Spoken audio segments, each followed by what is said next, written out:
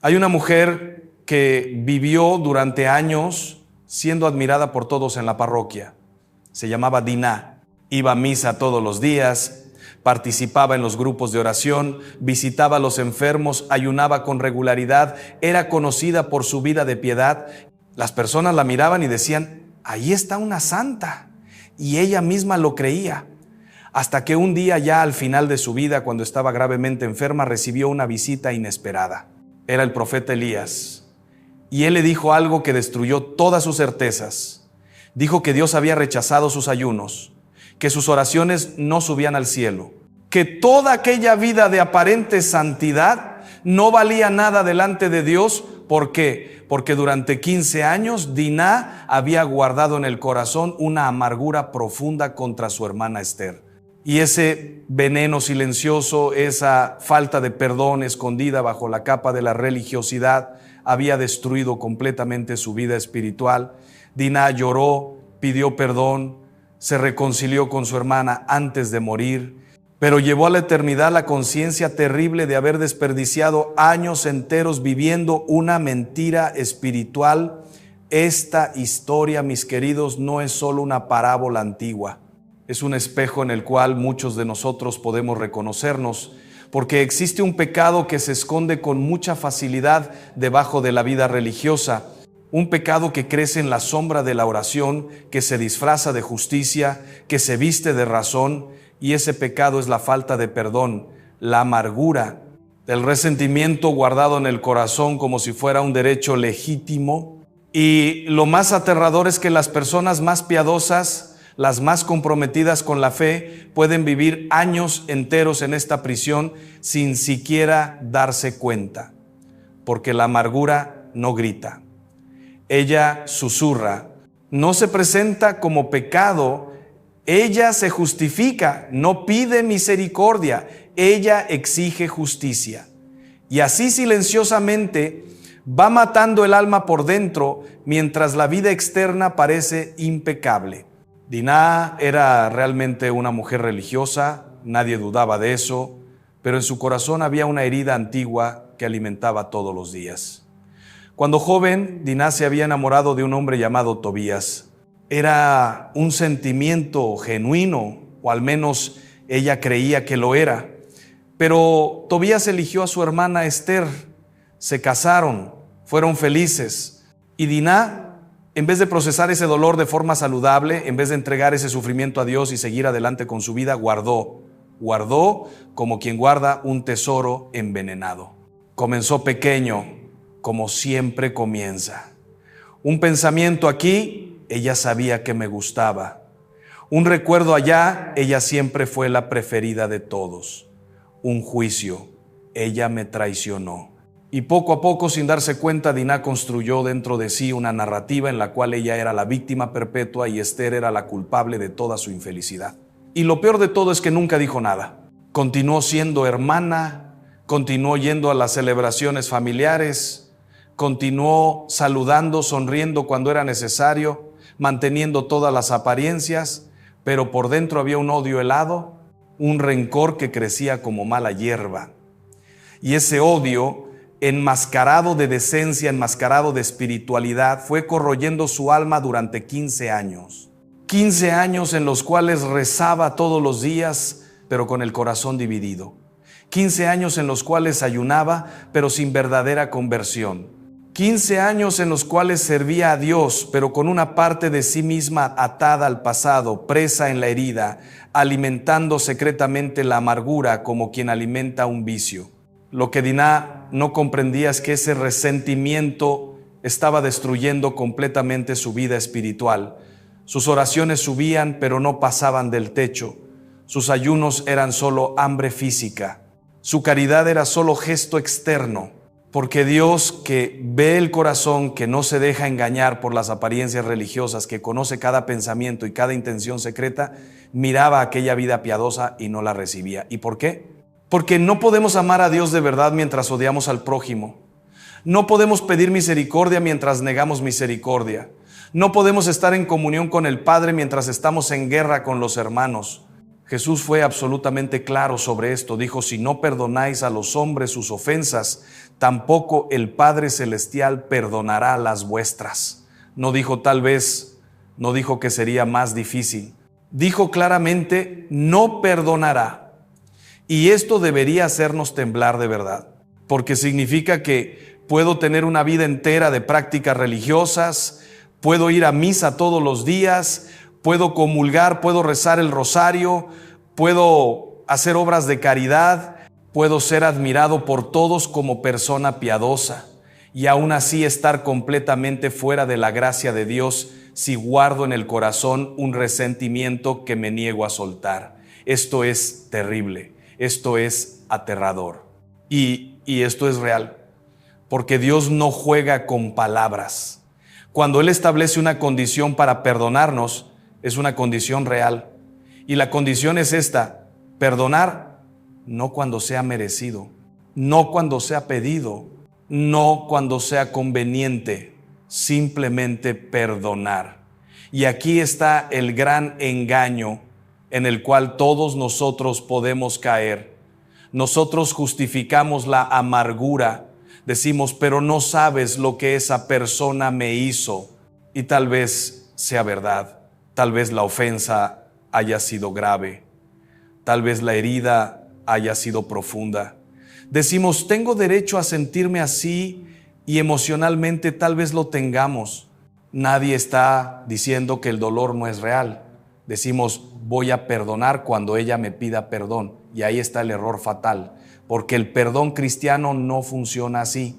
El perdón cristiano no es una negociación, no es un intercambio, no depende del arrepentimiento del otro, no espera que el ofensor lo merezca.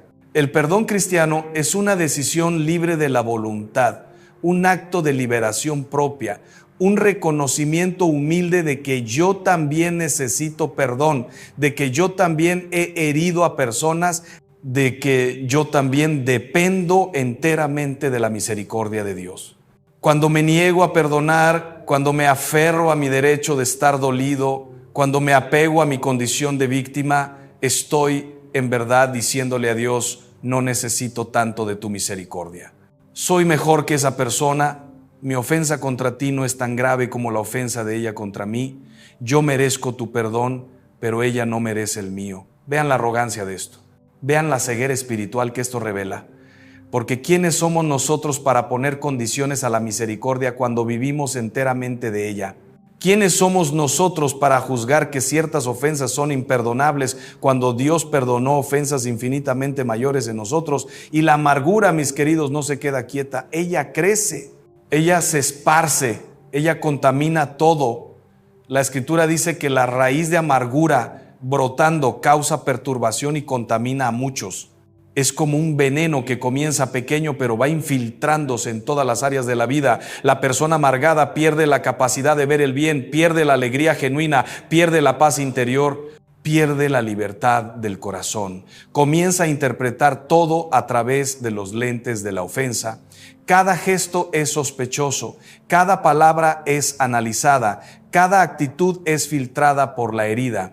Y así la persona va cerrándose, va endureciéndose, va tornándose cada vez más amargada, más resentida, más prisionera del propio odio. Diná vivió esto durante 15 años. Y lo más impresionante es que nadie lo sabía. Era tan hábil en esconder, tan competente en mantener las apariencias, que todos la consideraban un modelo de virtud. Pero Dios sabía, y ella en el fondo del corazón también sabía. Porque hay momentos en que la conciencia grita, hay momentos en que en la oración silenciosa, en la hora de la comunión, en el examen de conciencia nocturno, la verdad aparece, pero ella ahogaba esa voz. Se decía a sí misma, esto no es tan grave, decía, no estoy haciendo nada malo, solo me estoy protegiendo, decía, un día perdonaré, pero aún no estoy lista. Y así iba posponiendo mientras el veneno se esparcía y su alma se marchitaba, hasta que Esther enfermó gravemente y algo absolutamente horrible sucedió en el corazón de Diná. Cuando supo de la enfermedad de su hermana, el primer sentimiento que surgió no fue compasión, no fue preocupación, no fue amor, fue una alegría secreta, una satisfacción escondida. un pensamiento terrible. Finalmente ella está sufriendo como yo sufrí. Finalmente la vida está haciendo justicia. Y en aquel momento Diná tuvo un vislumbre aterrador de lo que se había convertido. Vio la monstruosidad de su corazón, vio hasta dónde la amargura la había llevado, porque sentir alegría en el sufrimiento de alguien, aún más de la propia hermana, es una deformación profunda del alma.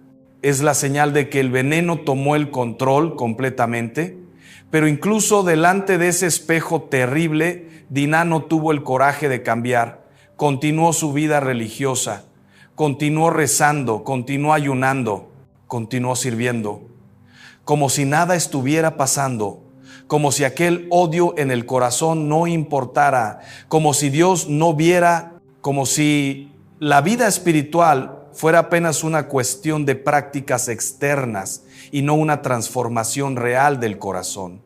Y así vivió hasta que ella misma enfermó, y cuando estaba en el lecho de muerte, cuando ya no había más tiempo para fingir, cuando la eternidad estaba delante de ella, fue visitada por el profeta Elías, y Elías le dijo la verdad que ella no quería oír. Dijo que Dios había rechazado todos sus ayunos, que sus oraciones no habían sido escuchadas, que toda aquella vida religiosa no valía nada porque el corazón estaba envenenado por la falta de perdón. Dijo que había vivido una mentira espiritual, que había engañado a todos, incluso a sí misma, que había desperdiciado 15 años de su vida presa en una amargura que ella misma alimentaba. Y dijo algo aún más terrible, que su alma estaba en peligro, que sin perdón verdadero no entraría en el reino de Dios.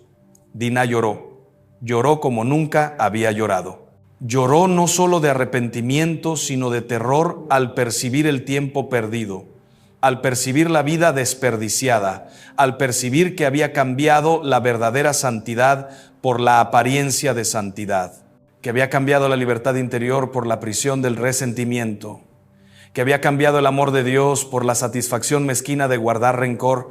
Y entonces, reuniendo las últimas fuerzas, llamó a su hermana Esther, pidió perdón, lloró en sus brazos, se reconcilió. Y murió pocos días después, llevando consigo la conciencia dolorosa de cuánto tiempo había perdido, de cuánta gracia había desperdiciado, de cuánta paz había rechazado por causa de un orgullo disfrazado de justicia. Esta historia nos enseña algo fundamental sobre la vida espiritual. Nos enseña que la religiosidad sin conversión del corazón no vale nada, que Dios no se impresiona con prácticas externas cuando el interior está podrido, que no sirve rezar si no perdonamos, que no sirve ayunar si guardamos odio, que no sirve servir si el corazón está dividido. Jesús fue absolutamente claro sobre esto. Él dijo que si estamos llevando una ofrenda al altar y recordamos que nuestro hermano tiene algo contra nosotros, debemos dejar la ofrenda allí, ir primero a reconciliarnos y después volver para ofrecer el sacrificio. Primero la reconciliación, después el culto, primero el perdón, después la oración. Porque Dios no acepta adoración de corazones que se niegan a amar. Y aquí necesitamos ser muy honestos con nosotros mismos. ¿Cuántos de nosotros estamos viviendo exactamente como Diná? ¿Cuántos de nosotros mantenemos una vida religiosa aparentemente correcta, pero guardamos en el corazón resentimientos antiguos? ¿Cuántos de nosotros vamos a misa, comulgamos, rezamos, pero nos negamos a perdonar a alguien? ¿Cuántos de nosotros justificamos nuestra amargura diciendo que la ofensa fue demasiado grave, que la herida es demasiado profunda, que la persona no merece perdón? ¿Y cuántos de nosotros ni siquiera percibimos que estamos haciendo esto porque el resentimiento se volvió tan parte de nosotros que ya parece natural? Porque ese es el gran peligro de la falta de perdón. Se disfraza fácilmente. Se esconde detrás de justificaciones aparentemente razonables. Decimos que no estamos guardando rencor solo siendo prudentes. Decimos que no es odio, solo protección. Decimos que no es venganza, solo justicia. Y así vamos engañándonos mientras el veneno corroe el alma por dentro. Y lo peor es que ese veneno no afecta solo la vida espiritual, afecta todo. Afecta la salud física, afecta las relaciones, afecta la capacidad de ser feliz, afecta la paz interior, porque la amargura es como un cáncer que va destruyendo todo poco a poco. Hay estudios que muestran cómo el resentimiento afecta el cuerpo, cómo aumenta los niveles de cortisol, la hormona del estrés, cómo debilita el sistema inmunológico, cómo está asociado a enfermedades cardíacas, hipertensión, depresión, ansiedad. La persona amargada literalmente se envenena. El odio guardado se vuelve veneno físico, además de veneno espiritual. Y esto tiene todo el sentido, porque no somos seres fragmentados, somos unidad de cuerpo, alma y espíritu. Lo que sucede en una dimensión afecta a todas las otras. Cuando el corazón está enfermo de amargura, el cuerpo también enferma. Cuando el alma está envenenada de rencor, la salud se deteriora, pero mucho peor que los efectos físicos son los efectos espirituales, porque la falta de perdón cierra la puerta del alma para Dios. Jesús contó una parábola terrible sobre esto. Habló de un siervo que debía una fortuna al rey, una cantidad impagable, 10,000 talentos, el equivalente a millones, y el rey, movido de compasión, perdonó toda la deuda, canceló completamente. Pero ese mismo siervo, al salir, encontró a un compañero que le debía una cantidad pequeña, 100 denarios, casi nada comparado con lo que él había sido perdonado, y exigió el pago. Agarró al hombre por el cuello y lo echó en la cárcel.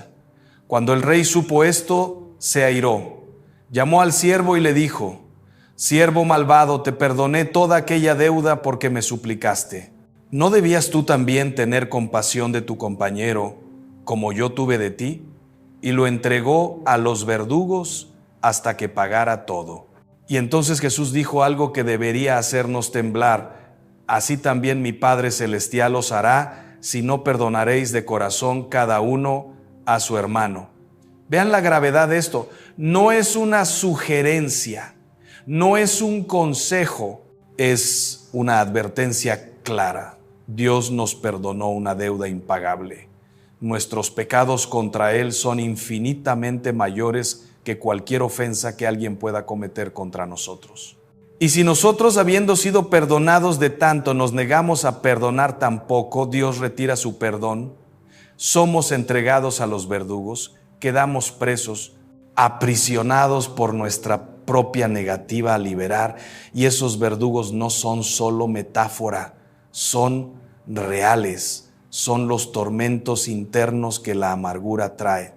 Son las noches sin paz, son los pensamientos obsesivos, son las memorias que no paran de volver, son la incapacidad de ser feliz, son la prisión interior en la cual la persona vive, repasando constantemente la ofensa, reviviendo el dolor, alimentando el rencor. Es una tortura real. La persona amargada es su propia prisionera, carga sus propias cadenas, vive en su propio infierno particular.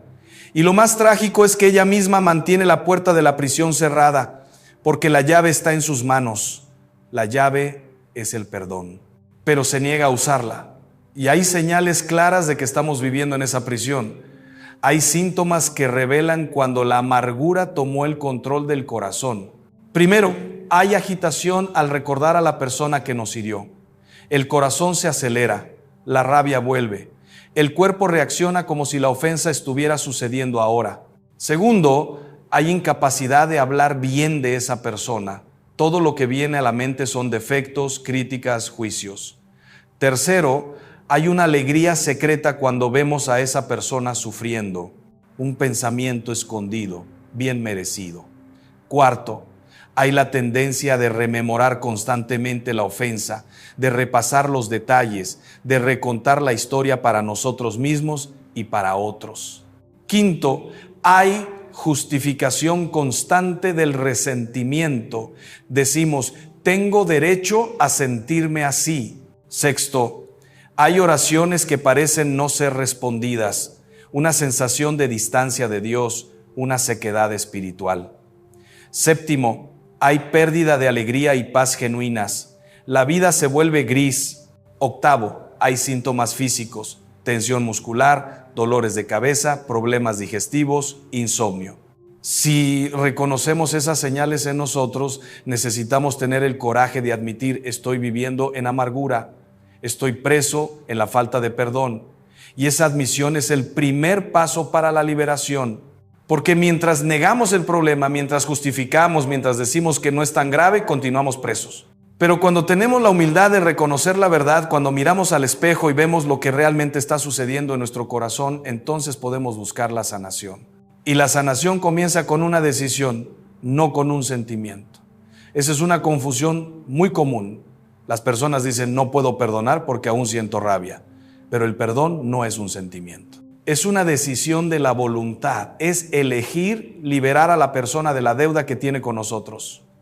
Es elegir no exigir más venganza. Es elegir entregar la justicia a Dios en vez de intentar hacer justicia con las propias manos. Los sentimientos vendrán después, la paz vendrá después, la sanación emocional vendrá después. Pero todo comienza con una decisión firme de la voluntad. Elijo perdonar. Y esa decisión no depende de que la otra persona pida perdón. No depende de que reconozca el error. No depende de que cambie. No depende de nada externo. Depende solo de mí, de que yo elija mi propia liberación, porque cuando perdono, quien es liberado primero soy yo. La otra persona puede ni saber, puede ni importarle, pero yo salgo de la prisión. Yo suelto las cadenas. Yo dejo de cargar el peso. Yo recupero mi paz. Yo abro nuevamente el canal de la gracia con Dios. Jesús dio el ejemplo supremo de esto en la cruz. Mientras estaba siendo crucificado, mientras los clavos atravesaban sus manos, mientras el dolor era insoportable, Él dijo: Padre, perdónalos porque no saben lo que hacen. Nadie había pedido perdón, nadie se había arrepentido, nadie había reconocido el error, pero Él perdonó, porque el perdón no depende del otro, depende del amor en el propio corazón. Y si Jesús, que era inocente, perdonó a aquellos que lo crucificaban injustamente, ¿cómo podemos nosotros, que también necesitamos perdón, negarnos a perdonar? Y hay algo más que necesitamos entender. Perdonar no significa decir que lo que sucedió estaba bien. No significa fingir que la ofensa no fue grave. No significa que no hubo injusticia. No significa volver a confiar automáticamente. No significa ponernos nuevamente en situación de peligro. Perdonar es simplemente elegir no guardar rencor. Es elegir no buscar venganza. Es elegir entregar la situación a Dios.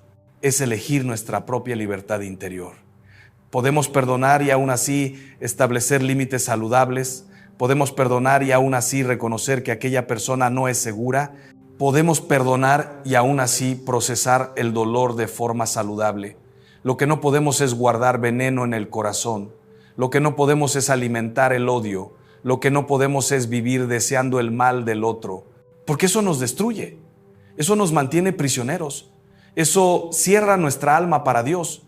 Y la vida es demasiado corta para desperdiciarla en una prisión que nosotros mismos construimos. Dinah descubrió esto demasiado tarde. Cuando finalmente tuvo el coraje de perdonar, cuando finalmente se liberó, ya estaba al final de la vida. Y ella lloró no solo de arrepentimiento, sino de lamento por los años perdidos, por los años de paz que podría haber tenido, por los años de alegría que desperdició, por los años de intimidad con Dios que desechó, porque la amargura le robó todo eso y ella dejó que le robara. Ella misma alimentó al ladrón. Ella misma abrió la puerta para que el veneno entrara y se esparciera. No necesitamos cometer el mismo error. No necesitamos esperar hasta el final de la vida para liberarnos. No necesitamos desperdiciar años preciosos presos en una prisión innecesaria. Podemos elegir hoy, ahora, en este momento. Podemos mirar a nuestro corazón con honestidad y preguntar: ¿contra quién estoy guardando rencor? ¿A quién necesito perdonar? ¿Qué ofensa antigua está envenenando mi alma? Y entonces podemos tomar la decisión.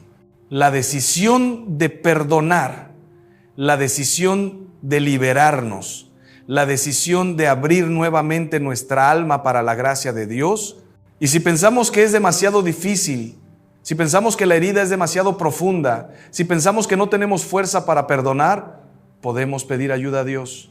Podemos decir: Señor, quiero perdonar, pero no puedo solo. Tú sabes cuán profunda es esta herida. Tú sabes cuánto esto me lastimó. Necesito tu gracia. Necesito tu fuerza. Ayúdame a perdonar como tú me perdonaste.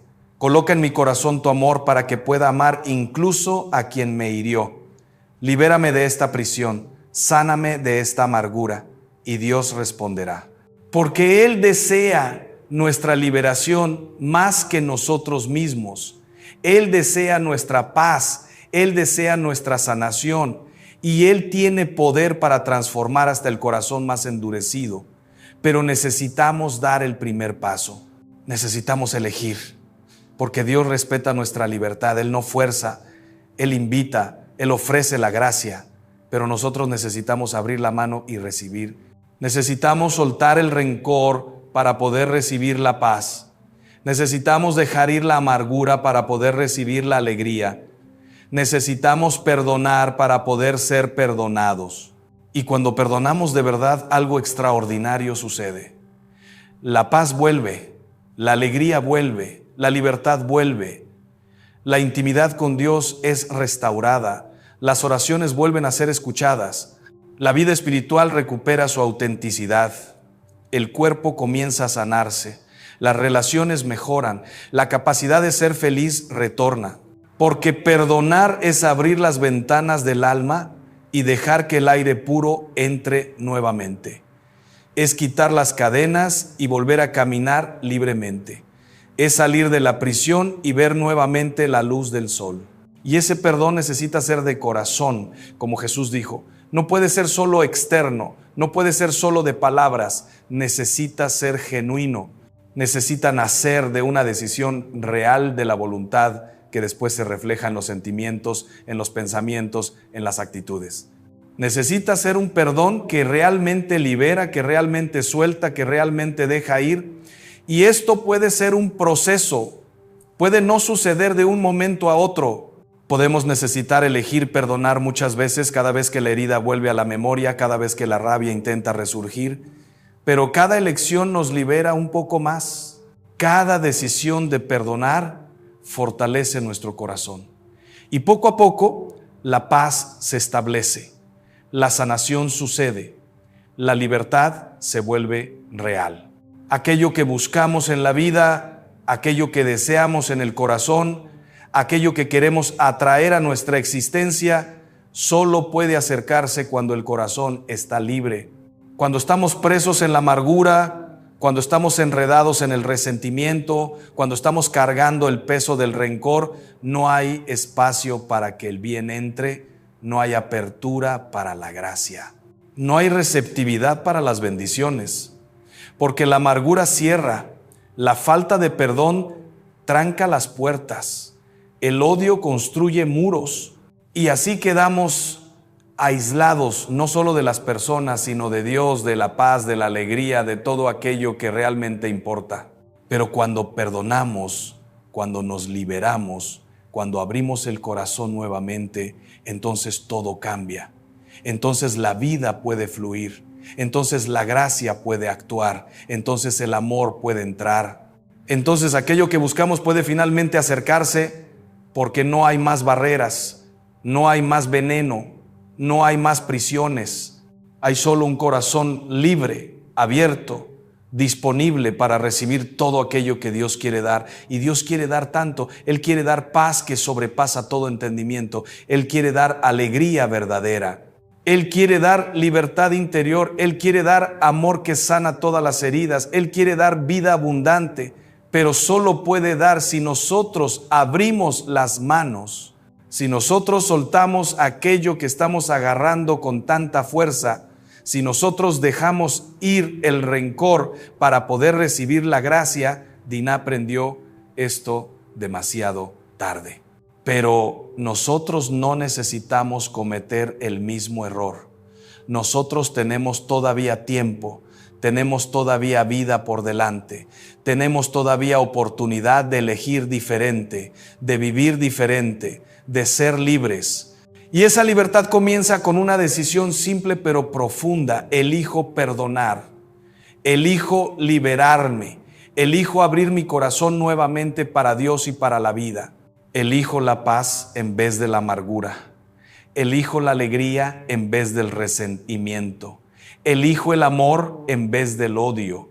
Y esa elección, mis queridos, es la puerta para una vida nueva, para una vida verdaderamente espiritual, para una vida en comunión real con Dios, para una vida donde aquello que buscamos puede finalmente acercarse porque el corazón está libre, está abierto, está disponible.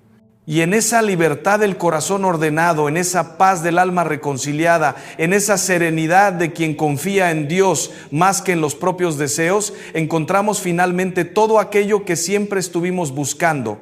Vi a una señora anciana sentada en la cocina de su casa al amanecer, con las manos sobre una taza de té aún caliente. Por la ventana entraba aquella luz indecisa del día que comienza, y ella tarareaba bajito un canto antiguo de esos que aprendió siendo niña. No era por alegría inmediata que cantaba, sino por algo más profundo, por fidelidad. Fidelidad a Dios, a la esperanza, a la vida misma que insiste en brotar incluso cuando todo parece árido. Y percibí que en aquel canto sencillo, en aquella disposición de alabar incluso en la dificultad, había algo que el mal no soporta, algo que desordena los planes de la mentira, porque existe una forma de alabanza, que desarma el engaño, que limpia el aire de la casa, que reordena el corazón y aleja lo que nos quiere destruir. Y hoy quiero conversar contigo sobre esto, con la serenidad de quien sabe que la verdad libera. Existe una alabanza que el enemigo teme oír y no es la que tú imaginas. No se trata de gritar, de forzar emociones, de hacer ruido solo para alejar el miedo. No es magia, no es técnica, no es fórmula. La alabanza que el diablo no soporta es aquella que nace de la voluntad ordenada, del corazón que decidió confiar en Dios, incluso cuando no comprende todo, incluso cuando la cruz aún pesa, incluso cuando lo que pedimos aún no ha llegado. Es la alabanza de la libertad interior. Aquella que no depende de lo que estamos sintiendo en este exacto momento, sino de la verdad de quién es Dios y de quiénes somos nosotros a sus ojos. Esa alabanza nace de un acto de fe maduro, no de euforia pasajera. El demonio no tiene miedo de tu emoción, tiene miedo de tu coherencia. No teme tu entusiasmo religioso de un domingo cualquiera, pero teme profundamente tu decisión firme en el lunes gris, de agradecer al Padre por su presencia fiel. El mal se alimenta de confusión, de rencor, de desesperación, de amargura. Trabaja incansablemente para que tu corazón se cierre, para que sientas que Dios te ha abandonado, para que creas que la vida es injusta, para que te enrolles en tu dolor sin salida. Y lo que más desordena ese plan no es un milagro espectacular, sino tu acto sereno de decir con libertad: yo confío, yo agradezco, yo alabo, no porque todo esté resuelto, sino porque sé en quién he creído. Cuando el corazón está habitado por la gratitud verdadera, cuando la boca se abre para reconocer la bondad de Dios, no solo por las cosas recibidas, sino por su propia bondad infinita, algo cambia en la atmósfera espiritual de la casa. Algo se reordena, la mentira pierde fuerza, el miedo se disipa, la envidia se desarma, porque la alabanza auténtica es un acto de humildad profunda, es reconocer que todo lo que tenemos y todo lo que somos es gracia. Y en esa humildad no hay espacio para el orgullo herido que alimenta el resentimiento, ni para la autosuficiencia que nos aleja de Dios. Pensemos en una persona que vive en la amargura repasando mentalmente todas las injusticias que sufrió, todos los errores que otros cometieron contra ella, toda la ingratitud que recibió. Ese corazón amargo es un terreno fértil para el enemigo, porque allí no hay luz, no hay aire, no hay esperanza. Todo se cierra, todo se aprieta, todo se vuelve queja. Y la queja constante es como una puerta abierta para la desolación. No estoy diciendo que no tengamos derecho a sentir dolor, a reconocer la injusticia, a llorar. Claro que lo tenemos. Pero existe una diferencia abismal entre el llanto que busca a Dios y el llanto que se cierra sobre sí mismo, que se revela, que acusa, que rechaza el consuelo. La alabanza verdadera no niega el dolor, lo ofrece. No finge que todo está bien, pero confía en quien puede hacer que todo coopere para el bien de aquellos que lo aman. Y en esa ofrenda, en esa confianza, algo se transforma. El sufrimiento deja de ser solo peso y comienza a ser camino. La cruz deja de ser maldición y se convierte en instrumento de redención. Y eso, exactamente eso, el enemigo no puede soportarlo. Que tú transformes tu dolor en ofrenda de amor, que seas capaz de alabar a Dios incluso en el valle oscuro, que continúes caminando incluso cuando el suelo está difícil.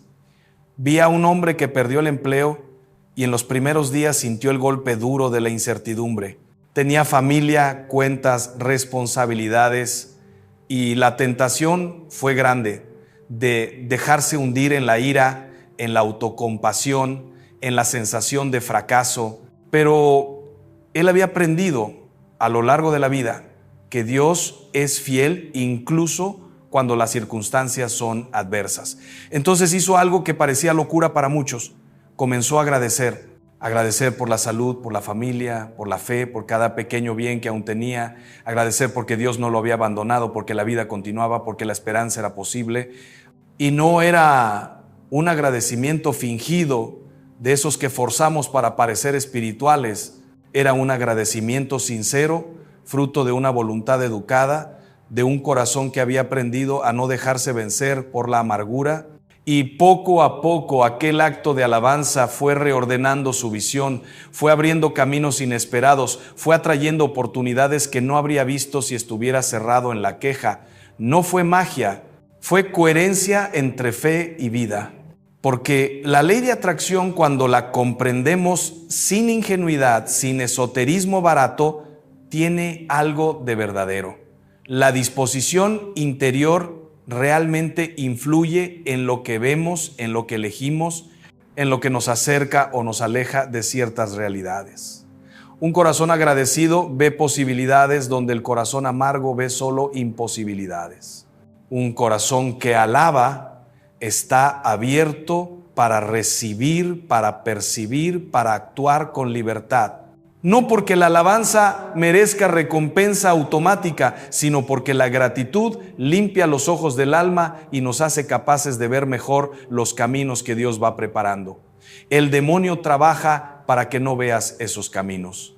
Quiere que te concentres solo en lo que falta, en lo que falló, en lo que aún no ha ocurrido. Quiere que tu mirada se fije en la escasez, en la injusticia, en el dolor y que te quedes ahí parado, rumiando, revelado, desesperanzado.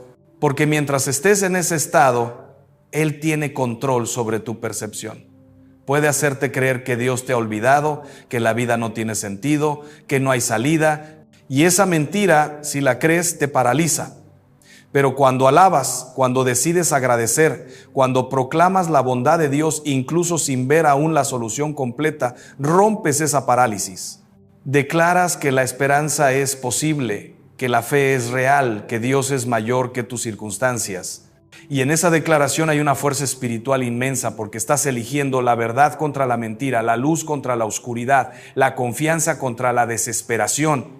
Y el enemigo huye de esa luz como la rata huye cuando encendemos la lámpara en el sótano. Existe una casa donde mora la alabanza. No me refiero solo al lugar físico, sino al corazón. Cuando el corazón es una casa habitada por la gratitud, por la confianza, por el reconocimiento de que Dios es bueno siempre, esa casa tiene una atmósfera diferente. Las palabras que salen de allí son diferentes. Las decisiones que nacen de allí son diferentes. El modo de enfrentar los problemas es diferente. Y eso se refleja en todo, en el modo de tratar a las personas, en el modo de lidiar con las dificultades, en el modo de esperar lo que aún no ha venido. Pensemos en una familia donde todos viven en la queja constante, donde cada conversación es una lista de problemas, donde nunca se reconoce ningún bien recibido. Esa casa está enferma. Y no es la falta de dinero lo que la deja enferma, ni la falta de salud perfecta, sino la falta de gratitud, porque la ingratitud envenena todo, transforma pequeñas dificultades en tragedias, transforma malentendidos en rupturas definitivas, transforma cansancio en desesperación, y en esa atmósfera envenenada, el mal se siente en casa. Trabaja libremente, sembrando división, resentimiento, desconfianza, pero existe otra casa, donde incluso habiendo dificultades, hay también gratitud, donde se reconoce cada pequeño milagro del día, el pan en la mesa, el abrazo apretado, la palabra de consuelo, la fuerza para continuar, donde se alaba a Dios no solo en los momentos de alegría, sino también en los momentos de aprieto, porque se sabe que Él está presente siempre, conduciendo todo con sabiduría infinita. En esa casa el aire es otro. Los niños respiran esperanza, los adultos enfrentan las crisis con más serenidad, y el mal, al acercarse, encuentra puertas cerradas, porque allí habita la luz. ¿Y cuál es la clave de esa diferencia? La voluntad educada. La decisión consciente de no dejarse dominar por las emociones negativas, de no entregar el control del corazón al miedo, a la ira, a la envidia. Es necesario educar la voluntad para alabar, así como se educa la voluntad para cualquier virtud. No nace hecho. No ocurre automáticamente. Se necesita ejercicio, repetición, fidelidad. Es necesario decidir todos los días al despertar. Hoy voy a agradecer. Hoy voy a reconocer la bondad de Dios. Hoy voy a alabar, incluso si el día es difícil. Y ese ejercicio cotidiano va fortaleciendo el corazón, va creando una disposición interior habitual, va transformando el modo como vemos la realidad. No se trata de negar los problemas, sino de no dejar que los problemas sean lo único que vemos. Se trata de mantener la mirada fija en lo esencial. Dios es bueno, Dios es fiel, Dios está conmigo. Y esa verdad, cuando habita el corazón, desarma la mentira. El demonio no puede convencer a alguien de que está abandonado cuando ese alguien vive en la presencia consciente de Dios. No puede convencer de que todo está perdido cuando ese alguien continúa esperando contra toda esperanza. Recordemos también que la alabanza verdadera no es individualista, no es solo yo y Dios, cerrados en un mundito espiritual aparte. La alabanza auténtica nos abre a los demás, porque la gratitud nos hace generosos. Quien reconoce que todo lo recibió de gracia, desea también dar de gracia. Quien alaba a Dios por la misericordia recibida, se vuelve misericordioso con el prójimo. Y esa apertura hacia los demás, esa caridad concreta, es otro elemento que desordena los planes del enemigo, porque el mal se alimenta del egoísmo, de la división, del encierro. Una persona que vive en la alabanza no puede permanecer indiferente al sufrimiento ajeno. Ve al hermano que sufre y se mueve a compasión. Ve la injusticia y busca hacer algo dentro de sus posibilidades. No se cierra en su propio bienestar espiritual, sino que se abre para ser instrumento de Dios en el mundo.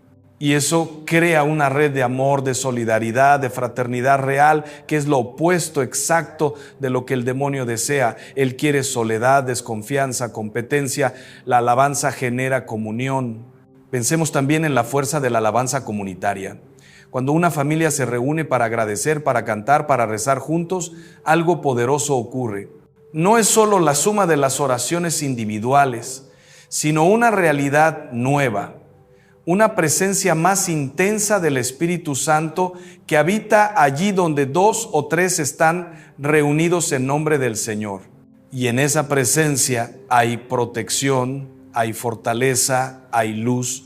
El mal no puede penetrar fácilmente en un hogar donde hay oración en común, donde hay alabanza sincera, donde hay decisión compartida de vivir en la presencia de Dios. Pero para que esa alabanza comunitaria sea verdadera, es necesario que cada uno traiga un corazón dispuesto, no solo los labios. Es necesario que haya coherencia entre lo que se canta y lo que se vive. No sirve alabar a Dios en la iglesia el domingo y vivir la semana entera en la maledicencia, en la deshonestidad, en la indiferencia. Esa alabanza es vacía, es hipocresía y no tiene fuerza alguna. La alabanza que el demonio teme es aquella que brota de una vida coherente, de un corazón que realmente busca agradar a Dios en todo. Y aquí tocamos un punto delicado pero necesario. La alabanza no es un escudo mágico contra las pruebas. No es una garantía de que nunca más sufriremos, de que todo será fácil, de que todos los problemas desaparecerán. Esa es una visión infantil de la fe, una visión que el propio demonio a veces promueve para después poder acusar a Dios cuando las dificultades vienen. La alabanza no elimina la cruz, pero nos da fuerza para cargarla. No elimina el sufrimiento, pero le da sentido. No elimina la oscuridad, pero enciende una luz en medio de ella, y esa luz, por pequeña que sea, es suficiente para iluminar el próximo paso. No necesitamos ver todo el camino de una vez. Basta ver dónde colocar el pie ahora y confiar que Dios está guiando. Y la alabanza nos mantiene en esa confianza, en esa serenidad de quien sabe que no está solo, de quien sabe que cada paso es sostenido por la providencia divina. Vi a una joven que enfrentaba una enfermedad grave. Los tratamientos eran duros, el futuro incierto, y habría sido comprensible si se entregaba a la desesperación, pero ella tenía una fe sencilla y profunda, cultivada desde la infancia, y decidió que incluso en la enfermedad continuaría alabando a Dios.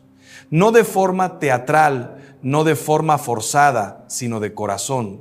Agradecía por los pequeños momentos de alivio, por la presencia de la familia, por la fuerza para soportar un día más. Y esa alabanza no curó la enfermedad instantáneamente, pero curó algo tal vez aún más importante. Curó la desesperación, curó la amargura, curó el miedo paralizante. Enfrentó la enfermedad con una paz que sorprendía a los médicos, con una serenidad que edificaba a todos a su alrededor. Y cuando tiempos después la curación finalmente llegó, ella sabía que el mayor milagro no había sido la curación física, sino la curación interior que la alabanza constante había obrado. Ese es el tipo de alabanza que el demonio no soporta, porque no puede controlarlo, no puede destruirlo. Lanza todas sus armas contra un alma así, todas las tentaciones, todos los miedos, todas las dudas, pero no puede vencer una voluntad que está anclada en Dios. Y esa derrota del mal comienza exactamente allí, en el momento en que decides alabar contra todas las apariencias, contra todos los sentimientos negativos, contra todas las sugerencias de desesperación. Es necesario comprender que la alabanza verdadera no es una negación de la realidad, no es fingir que todo está bien cuando no lo está, no es sonreír de forma falsa, no es esconder el dolor debajo de una capa superficial de positividad religiosa. La alabanza auténtica reconoce el dolor, lo nombra, lo entrega a Dios, pero no se deja definir por él. Dice: Señor, esto está doliendo, esto está difícil, no comprendo todo, pero confío en ti. Sé que eres bueno, sé que estás conmigo y por eso te alabo. Y en ese acto hay una profundidad espiritual que muchos no comprenden porque parece contradictorio. ¿Cómo puedo alabar si estoy sufriendo? ¿Cómo puedo agradecer si aún no he recibido lo que pedí? Pero es exactamente ahí donde está la madurez de la fe. La fe infantil alaba solo cuando recibe lo que quiere. La fe madura alaba porque conoce la bondad de Dios independientemente de las circunstancias. La fe infantil agradece solo por los bienes materiales. La fe madura agradece por el mayor de todos los bienes, la presencia de Dios, la filiación divina, la esperanza de la vida eterna. Y cuando llegamos a ese punto, el demonio pierde toda su fuerza sobre nosotros. Porque lo que más usa para atacarnos son las circunstancias adversas, los problemas, las pérdidas, las frustraciones. Usa todo eso para hacernos dudar de Dios, para hacernos creer que fuimos abandonados.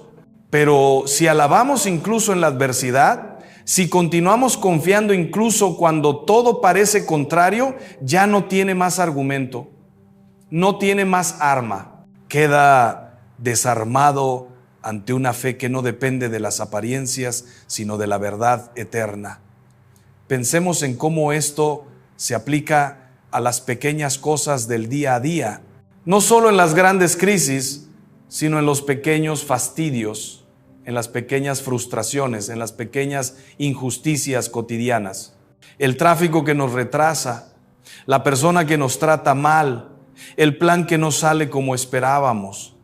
En cada una de esas situaciones tenemos una elección: refunfuñar o agradecer, quejarnos o alabar. Y la elección que hacemos en esos pequeños momentos va formando nuestro carácter, va educando nuestra voluntad, va preparando nuestro corazón para las pruebas mayores que ciertamente vendrán.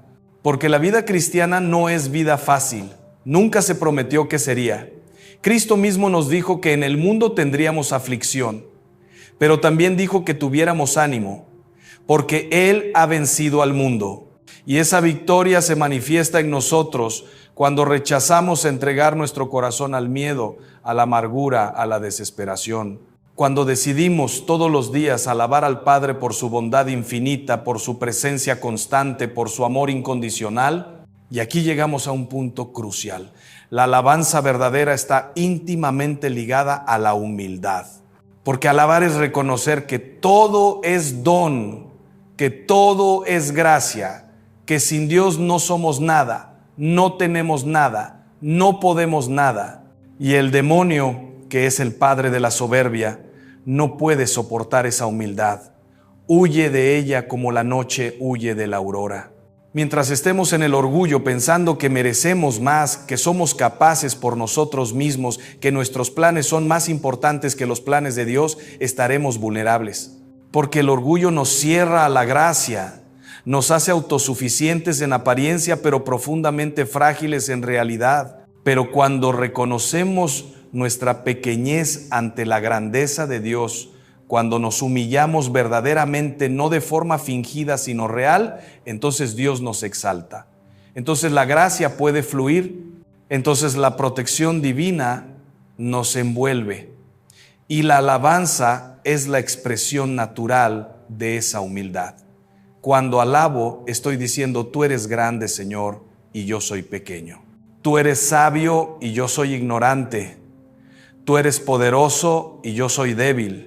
Pero confío en ti, me entrego a ti, dependo de ti. Y en esa entrega no hay debilidad, hay fuerza verdadera. No hay derrota, hay victoria. Porque quien se entrega a Dios no puede ser vencido por el mal. Vi a una pareja que estaba al borde de la separación. Los años habían acumulado resentimientos, heridas, decepciones.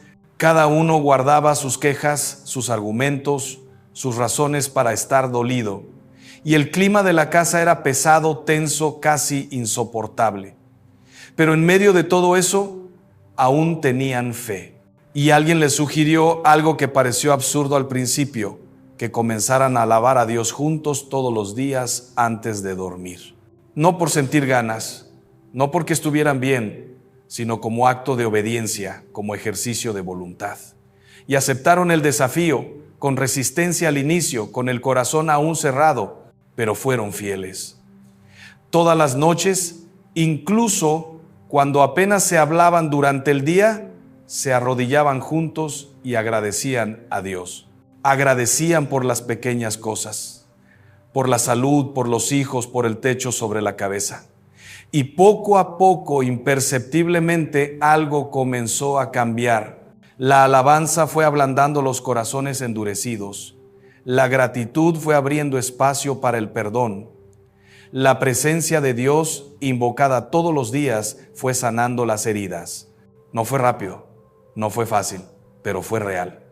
Y hoy tienen un matrimonio restaurado, no porque finjan que los problemas no existieron, sino porque aprendieron a poner a Dios en el centro, a alabar juntos, a confiar juntos, a reconstruir sobre el fundamento de la fe y no solo sobre el fundamento de los sentimientos. Ese es el poder de la alabanza perseverante, de la alabanza que no desiste, de la alabanza que continúa incluso cuando no ve resultado inmediato. Y en ese acto hay una profundidad espiritual que muchos no comprenden porque parece contradictorio. ¿Cómo puedo alabar si estoy sufriendo? ¿Cómo puedo agradecer si aún no he recibido lo que pedí? Pero es exactamente ahí donde está la madurez de la fe. La fe infantil alaba solo cuando recibe lo que quiere. La fe madura alaba porque conoce la bondad de Dios independientemente de las circunstancias. La fe infantil agradece solo por los bienes materiales. La fe madura agradece por el mayor de todos los bienes, la presencia de Dios, la filiación divina, la esperanza de la vida eterna. Y cuando llegamos a ese punto, el demonio pierde toda su fuerza sobre nosotros. Porque lo que más usa para atacarnos son las circunstancias adversas, los problemas, las pérdidas, las frustraciones. Usa todo eso para hacernos dudar de Dios, para hacernos creer que fuimos abandonados. Pero si alabamos incluso en la adversidad, si continuamos confiando incluso cuando todo parece contrario, ya no tiene más argumento, no tiene más arma. Queda desarmado ante una fe que no depende de las apariencias, sino de la verdad eterna. Pensemos en cómo esto se aplica a las pequeñas cosas del día a día, no solo en las grandes crisis, sino en los pequeños fastidios, en las pequeñas frustraciones, en las pequeñas injusticias cotidianas. El tráfico que nos retrasa, la persona que nos trata mal, el plan que no sale como esperábamos. En cada una de esas situaciones tenemos una elección: refunfuñar o agradecer, quejarnos o alabar. Y la elección que hacemos en esos pequeños momentos va formando nuestro carácter, va educando nuestra voluntad, va preparando nuestro corazón para las pruebas mayores que ciertamente vendrán. Porque la vida cristiana no es vida fácil, nunca se prometió que sería. Cristo mismo nos dijo que en el mundo tendríamos aflicción, pero también dijo que tuviéramos ánimo, porque Él ha vencido al mundo. Y esa victoria se manifiesta en nosotros cuando rechazamos entregar nuestro corazón al miedo, a la amargura, a la desesperación. Cuando decidimos todos los días alabar al Padre por su bondad infinita, por su presencia constante, por su amor incondicional. Y aquí llegamos a un punto crucial. La alabanza verdadera está íntimamente ligada a la humildad. Porque alabar es reconocer que todo es don, que todo es gracia, que sin Dios no somos nada, no tenemos nada, no podemos nada. Y el demonio, que es el padre de la soberbia, no puede soportar esa humildad. Huye de ella como la noche huye de la aurora. Mientras estemos en el orgullo pensando que merecemos más, que somos capaces por nosotros mismos, que nuestros planes son más importantes que los planes de Dios, estaremos vulnerables. Porque el orgullo nos cierra a la gracia, nos hace autosuficientes en apariencia, pero profundamente frágiles en realidad. Pero cuando reconocemos nuestra pequeñez ante la grandeza de Dios, cuando nos humillamos verdaderamente, no de forma fingida, sino real, entonces Dios nos exalta. Entonces la gracia puede fluir, entonces la protección divina nos envuelve. Y la alabanza es la expresión natural de esa humildad. Cuando alabo, estoy diciendo: tú eres grande, Señor, y yo soy pequeño. Tú eres sabio y yo soy ignorante. Tú eres poderoso y yo soy débil.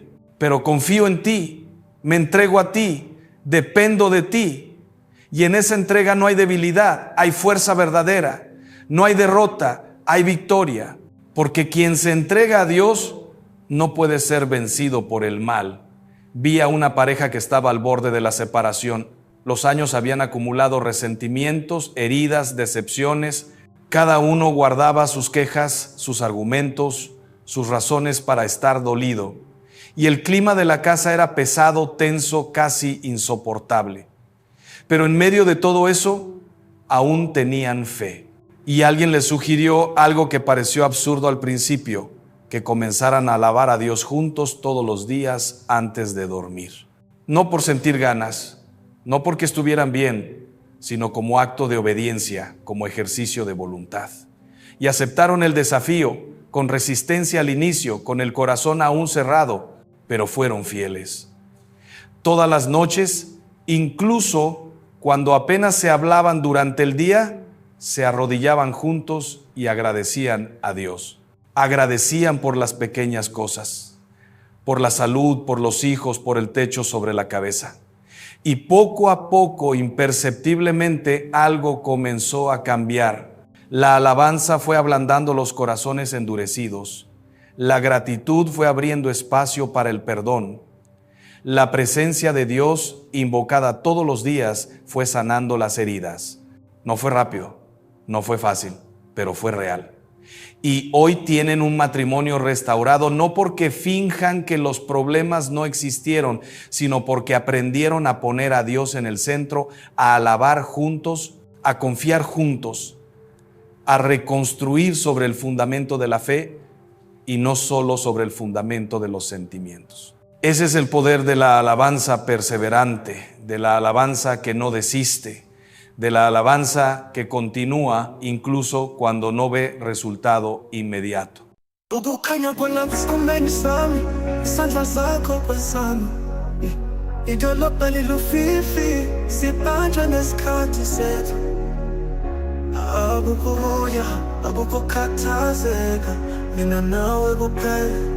Ngaphansi kobuhlaza bungapheli sibuka amafuendisi mhlawumbe indlela omamatheka ngayo noma indlela amehlo akho abambe ngayo ami kuzwakala phakathi umzuzwana ngesikhathi noluthando nolungolo phezulu ngempela sintante mfuleni ubukeleza buthula buthamile akamhlabula kujikeleza siyadedela ulokhu kukhona kathando kuphunyula kumnandi kusolile izinhliziyo zethu zihlanganiswa uthanda singeke salushiya izibhanu zomgwaqo ziyacwebesela sibonise emehlweni akho izigidi zezinkanyezi ziyavutha ngaphansi kwesibhakabhaka esikhanyayo ubuhlebe busuku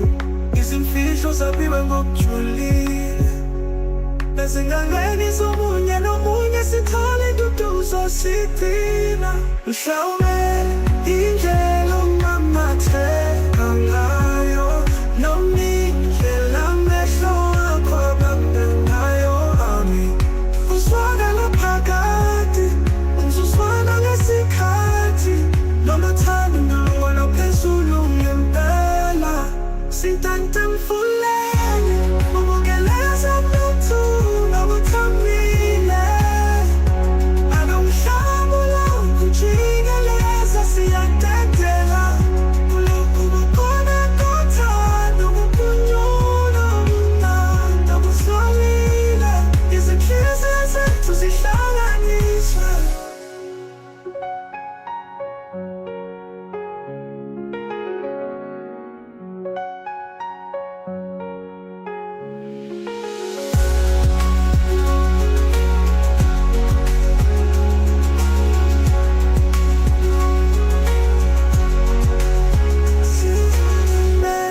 Indlela omamatheka ngayo noma indlela amehlo akho abambe ngayo ami kuzwakala phakathi umzuzwana ngesikhathi noluthando nolungolo phezulu ngempela sintante mfuleni